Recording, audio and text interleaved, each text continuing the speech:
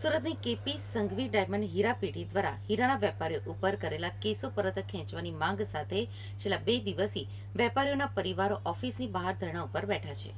આજે ધારાસભ્ય વિનુભાઈ મોરડિયા અને હીરા ઉદ્યોગના અગ્રણી દિનેશભાઈ નાવડિયા ધરણા ઉપર બેઠેલા પરિવારને મળવા પહોંચ્યા હતા અને તેમને સહાનુભૂતિ વ્યક્ત કરી હતી.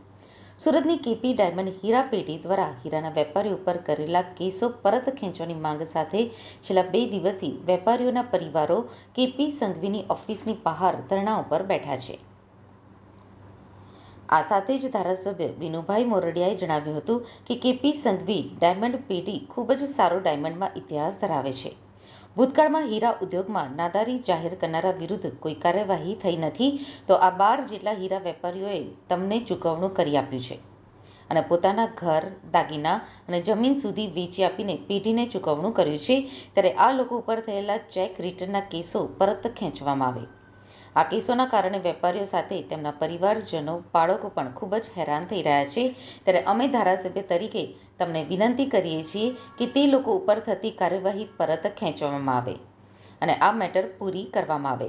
અત્રે ઉલ્લેખનીય છે કે ગઈકાલે પણ પરિવારો ધરણા ઉપર બેઠા હતા. ત્યારે ધારાસભ્ય કાંતિભાઈ બલર અને ધારાસભ્ય કુમારભાઈ કાનાણી પણ પરિવાર સાથે જોડાયા હતા અને કેસો પરત ખેંચવાની માંગ કરી હતી. ત્યારે હવે જોવાનું એ રહ્યું કે કેપી સંઘવી પેઢી કેવો નિર્ણય લે છે. માનસિક ત્રાસમાંથી લોકો પસાર થઈ રહ્યા છે. કોવિડની પરિસ્થિતિની અંદર કેપી સંઘવી કંપનીમાંથી લોકોએ રફ લીધેલી અને કોવિડની પરિસ્થિતિમાં દરેક વેપારીએ ખૂબ મોટા નુકસાનો પણ કરેલા. આ તો નાના નાના વેપારીઓ હોય છે, નાની રફો લઈ મેન્યુફેક્ચરિંગ કરીને પોતાનું જીવન નિર્વાહ ચલાવતા હોય છે. પરંતુ આર્થિક રીતે નુકસાન જતા એ લોકો ડાયમંડ એસોસિએશનની મધ્યસ્થીમાં, બાકી દલાલોની મધ્યસ્થીની અંદર જે કાંઈ હતું, મકાનો, દાગીના, જમીન, માલ, આ બધું જ વેચીને ચૂકવણું કરેલું છે. અને જે લોકો દલાલો ચૂકવણું લઈ ગયા છે એના ઓલરેડી પ્રૂફ છે.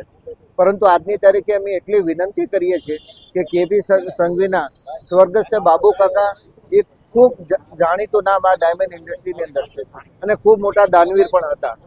નાના મોટા આકસ્મિક જ્યારે પણ કંઈક અઘટિત ઘટનાઓ બનતી ત્યારે હર હંમેશા આગળ આવીએ અને દાન આપી અને મદદરૂપ થનારો એક પરિવાર છે. અમે આપના માધ્યમથી કીર્તિભાઈને એમના સંચાલકોને વિનંતી કરીએ છીએ કે આ 12 પરિવારો આગળ કંઈ પણ નથી. એ પણ અમે વ્યક્તિગત રીતે બધી તપાસો કરેલી છે અને જો કાંઈ તમને લાગે તો અમે અપાવવા માટે બંધાયેલા છે.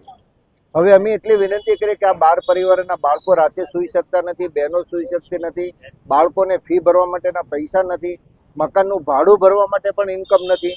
આવી પરિસ્થિતિમાં જીવનારા આ 12 પરિવારોને તમે જે કાંઈ કાયદાકીય રીતે તમે 100% સાચા છો, પરંતુ એમાંથી પણ ઉપરવટ જઈને આપે આ કેસો જે કંઈ કર્યા છે પરત ખેંચીને આ 6 વર્ષથી જે માનસિક યાતના ભોગવી રહ્યા છે પરિવારોને એને મુક્તિ અપાવવા માટે આજે અમે ઇન્ડસ્ટ્રીના આગેવાન તરીકે આ પરિવારો સાથે અહીંયા બેઠા છીએ.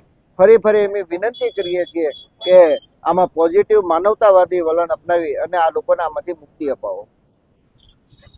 જે 12 જેટલા પરિવારો બહેનો સાથે અહીંયા ધરણા પર બેઠા છે, એમની રજૂઆત આજથી 10 દિવસ પહેલાં અમારી પાસે આવી હતી અને એ લોકો બહેનો સહિત ઓફિસ પર આવ્યા હતા. ત્યારે પણ એ લોકોએ રજૂઆત જે કરેલી કે અમે ચૂકવણું કર્યું, એકવાર સમાધાન થઈ ગયું છે, જે અમારી પાસે હતું એ બધું આપી દીધું છે, ત્યારે ફરીથી અમારી ઉપર જે ગેરંટેડ ચેક આપેલા એના રિટર્ન કરાવી અને અમારી ઉપર કેસ દાખલ કરવામાં આવ્યા છે. ત્યારે અમારે જો જેલમાં જવાનું થાય તો અમારા બાળ બચ્ચાનું શું થાય, આ પ્રકારની રજૂઆત થયેલી. અને ત્યારબાદ પછી અમે જાણતા ડાયમંડ એસોસિએશનના પ્રમુખ પાસે અને દિનેશભાઈ નાવડિયા બધા પાસેની રજૂઆતને ધ્યાનમાં લઈ આજે જે રસ્તા ઉપર અહીંયા બેઠા છે ત્યારે હું એમને મળવા માટે અને એમના કાંઈક સમાધાનકારી વલણ થાય તે માટે હું એમને અત્યારે અહીં મળવા આવ્યો છું.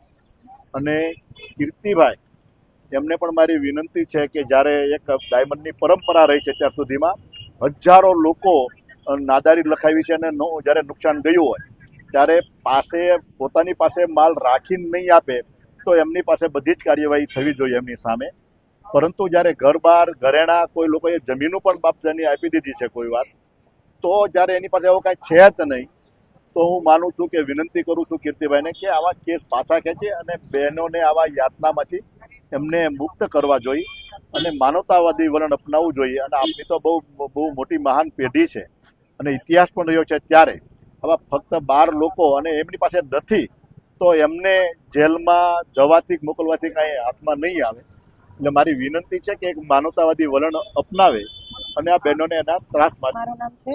અમે અત્યારે ખૂબ હેરાન થઈ રહ્યા છીએ. બસ અમે કીર્તિ સાહેબને એટલી વિનંતી કરીએ છીએ કે અમને ન્યાય આપો અને જ્યાં સુધી ન્યાય નહીં મળે ત્યાં સુધી અમે ધારણા પર બેસીશું. અમે 5 થી 6 વર્ષ અત્યારે હેરાન થઈ રહ્યા છીએ. અમારા છોકરા, અમે ગામડે રહું છું, બધા અમે ઘરવાળા અલગ અલગ રહીએ છીએ. નથી કંઈ કામ કરી શકતા કે નથી કંઈ કરી શકતા. તો અમારા છોકરાને આગળ ભણાવવા માટે બધી ખર્ચો તો જોઈએ ને. અત્યારે મંદીનો માહોલ છે તો આગળ શું કરી શકે. બસ અમે એટલી વિનંતી કરીએ છીએ, માફી માંગીએ છીએ એની પાસે કે અમને ન્યાય આપો. ત્યાં સુધી અમે બેઠા રહેશું ધારણા પર.